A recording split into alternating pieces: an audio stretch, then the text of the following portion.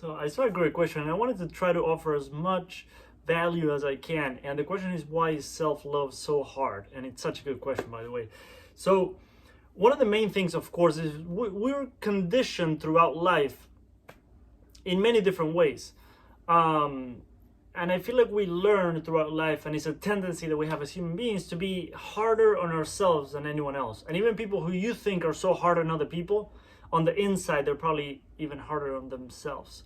So I think that's one of the fascinating things, that everything, sometimes like kindness, it's easier to be kind to other people than we are actually to ourselves. Inside of our minds, our chatter can be pretty harsh sometimes towards ourselves, and it's sometimes easier to be compassionate towards others. It's sometimes easier to be loving towards others than to ourselves. The other thing that I think too can be a challenge is our expectations when it comes to the journey. I think we expect it to be not easy, but maybe a little more, sometimes faster, simpler, and also easier, by the way, because I feel like we have that tendency to think that the journey is going to be pretty straightforward, or even like relatively even. And of course, you see pictures online of like, this is what you think the journey is going to be like, and this is the actual journey, and it's like all over the freaking place, and back and forth and up and down and all over the place. I think that's what I've realized in my own journey, that sometimes it's not the journey itself, it's our expectations, and how we can be so hard on ourselves because we're not meeting our expectations, which sometimes are impossible to meet. And even when we meet them, our expectations get higher and harder. And so it's an interesting journey to consider your relationship to your expectations. And that's another place and another opportunity to be loving to yourself. The other thing that I was thinking too before starting the video was that I think that sometimes we focus on love so much, and I talk about self-love so much, and I do think it's a huge priority, but I never want to kind of give the confusing message that love is the only emotion that we're gonna feel or experience. I love the book by Matt Kahn, his first book, Whatever Arises, Love That. So any emotion that arises is an opportunity to love that emotion, to have a different experience that you've always had with that emotion. And it's a part of yourself that wants to be heard. It's a part of yourself that wants to be loved. And I also love the phrase that Jeff Foster said in an interview, in a video, that your emotions don't want to be healed, they want to be held.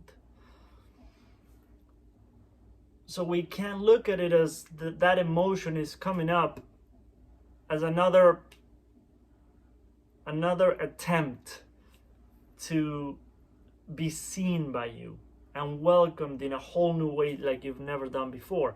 So we tend to think like, oh, I just want to feel love 24/7, and I want tools, and I want exercises, and I want to journal, and I want to do this, and visualizations and meditations, and feel love 24/7. And that's, in my opinion, experience, and what I've heard from a lot of people, that's not the case. That's not true love. If you think of the idea of unconditional love, and I also mentioned in a recent video, like, what will love do? If anger comes up, what will love do? Would you push it away?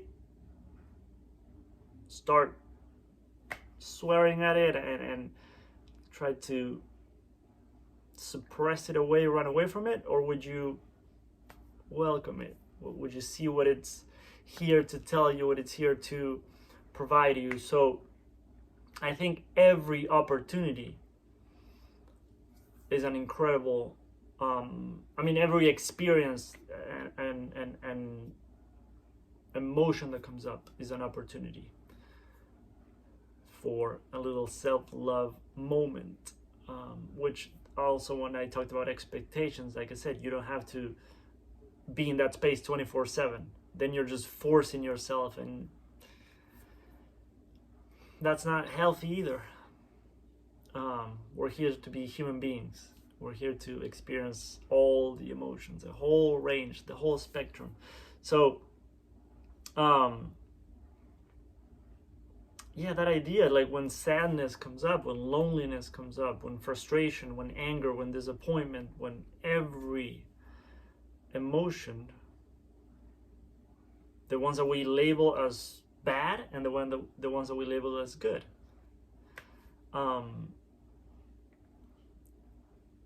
to love yourself through that. I also like what Matt Kahn said, that you don't need to, every challenging experience that you've had, you don't need to love the experience, but you can love the one that went through it, and that's you, of course. You can love the one going through it now, if you're going through something right now. So I think it is tough because we're going in a different direction than our most familiar patterns, and that's not easy. If you look into anything regarding the subconscious mind and anything like that, you know that repetition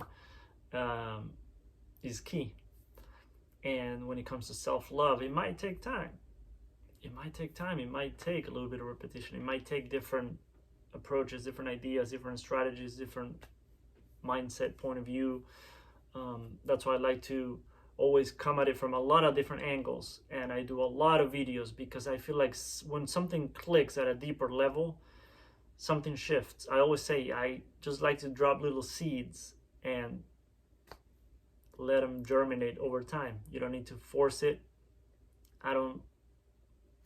Sometimes I resonate with that idea of like, oh, water it every day. Like, that's great, but sometimes if the seed is good enough and it's the right timing for you and everything, and it will germinate on its own. Like, life will do what it needs to do to get you there. So like I said, when it comes to expectations, coming back to that, I think we think, I'm going to do a meditation, I'm going to do a visualization, I'm going to do a journaling exercise, and it'll be like a 180-degree shift, and everything will be perfect and fine and all set and easy from now on. And I don't know. Our expectations could really, I feel like that's probably what makes it harder many times. So I just wanted to share that in case it helps. And then why is it so hard? I'm just trying to see. I wanted to try to do this video without notes, because I had some ideas that I wanted to share. But if you,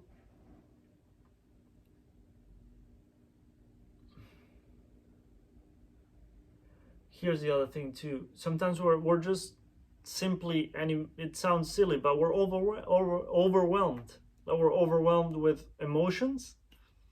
And like I said, we're trying to force love when there's like a whole line of emotions that want to be felt and expressed and experienced. And so there's anger, loneliness, sadness, envy, jealousy, regret, like all kinds of emotions waiting in line, and we're like forcing, like, I just want to feel love 24/7.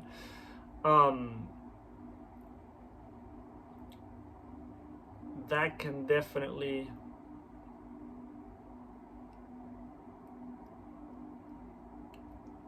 be an interesting experience, but then we might be just overwhelmed with responsibilities and things that we need to do. I also love the analogy that I use a lot of, you can imagine a sink, and there's like 10 different faucets, and every faucet can be an area of your life. One can be like work, family, whatever job, I say work, like whatever responsibilities, even like friendships and this and that, and everything that requires time and energy. And sometimes we don't realize that we have so many faucets all open, maybe all the way, at the same time that the sink starts to overflow. sometimes we're thinking, oh, I need to add a meditation, I need to add visualization, I should add more exercise or this or that, which they're all amazing, of course. But sometimes we need to see on, okay, which faucet can I maybe turn off for a little while? Maybe if it's just one day or a week or whatever, it doesn't need to, there's no right or wrong way.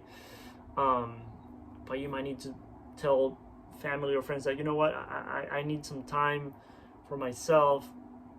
I might be away from my phone for a little while, away from social media, but I'm fine. I just need to recharge my batteries, that's all. And you might need to look at all those faucets in your life and see, like, okay, which one